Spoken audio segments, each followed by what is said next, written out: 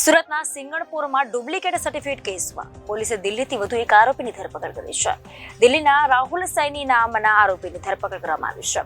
Marksheet રેકેટમાં દેશવ્યાપી કૌભાંડનો પર્દાફાશ થયો છે. સુરતનો એજન્ટ નિલેશ દિલ્હી ખાતે ડુપ્લિકેટ માર્કશીટ બનાવતો હતો.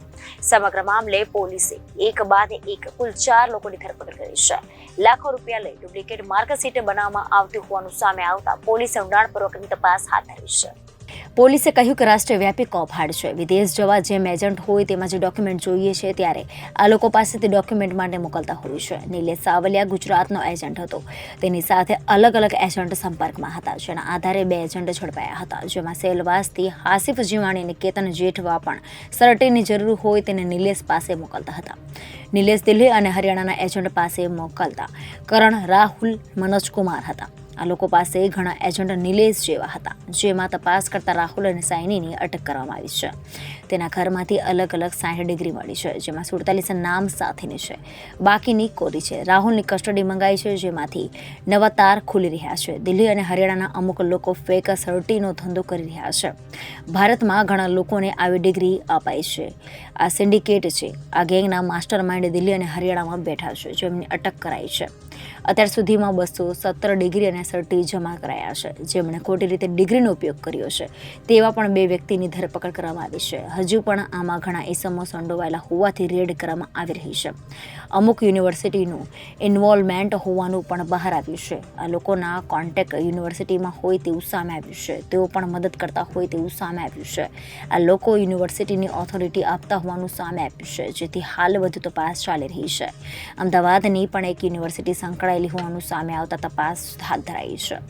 સૌરાષ્ટ્ર યુનિવર્સિટીના 24 સર્ટિફિકેટ પણ સામે આવ્યા હતા, જેમાં તપાસ કરતા આ ડિગ્રી ફેક હોવાનું તપાસમાં આવ્યું હતું, જેના આધારે ગુનો દાખલ કરાયો છે. હાલ ઊંડાણપૂર્વક તપાસ ચાલી રહી છે. આ કૌભાંડ રાષ્ટ્રવ્યાપી કૌભાંડ છે અને ધાર્યા કરતાં ઘણું મોટું કૌભાંડ છે. આની અંદર સમજીએ તો કોઈ પણ વ્યક્તિને ફોરેન જવું હોય અથવા કોઈ સરકારી નોકરી લેવી હોય અથવા કોઈ નોકરીની અંદર કોઈ ડોક્યુમેન્ટની જરૂર હોય તો તે લોકો નોર્મલી કોઈ એજન્ટનો કોન્ટેક્ટ કરતા હોય છે. આપ જાણો છો તેમ ફોરેન જવા માટે ઘણા બધા એજન્ટ્સ લોકો પોતાની ઓફિસ ખોલીને બેસતા હોય છે. તો સૌથી પહેલાં આ એક પહેલું સ્ટેજ છે કે જેમાં જેને ડોક્યુમેન્ટની જરૂર હોય તેઓ આવા એજન્ટનો કોન્ટેક્ટ કરતા હોય છે. અને એજન્ટને જ્યારે ખ્યાલ આવે કે અમને કોઈ ડોક્યુમેન્ટની જરૂર છે તો એ બીજા સ્ટેજમાં અન્ય એક એજન્ટ પાસે મોકલતા હોય છે. તો હમણાં જે અગાઉ 21 તારીખે આપણે નિલેશ સાવલિયાને પકડેલો એ આ ટાઈપનો ગુજરાતનો એજન્ટ હતો. એટલે એની પાસે અલગ અલગ એજન્ટ્સ કોન્ટેક્ટમાં હતા.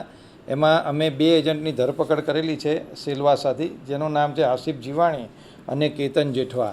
આ બંને એજન્ટ આવા જે માણસોને સર્ટિફિકેટ અથવા ડિગ્રીની જરૂર હોય એવા લોકોને આ નિલેશ સાવલિયા પાસે મોકલી આપતા.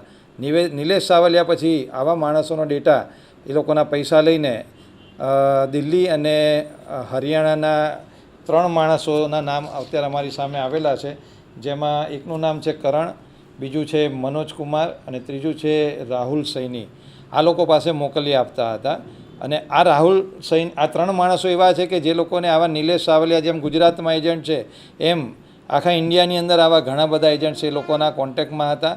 અને આવા માણસોને આ લોકો સર્ટિફિકેટ પ્રોવાઈડ કરતા હતા. જે પૈકી સિંગણપુરની અમારી ટીમ દ્વારા રાહુલ સૈનીની 24 તારીખે અટક કરવામાં આવેલી છે. અને જ્યારે એનું ઘરનું સર્ચ કરવામાં આવ્યું ત્યારે તેની પાસેથી અલગ અલગ 60 ડિગ્રીઓ અને સર્ટિફિકેટ્સ મળેલા છે, જેની અંદરથી 47 નામજોગ છે અને બાકીની 13 એ નામ વગરના સર્ટિફિકેટ અને ડિગ્રીઓ છે. એટલે રાહુલ સૈનીને અટક કરીને એના 1 તારીખ સુધીના પોલીસ કસ્ટડી રિમાન્ડ મેળવવામાં આવેલા છે.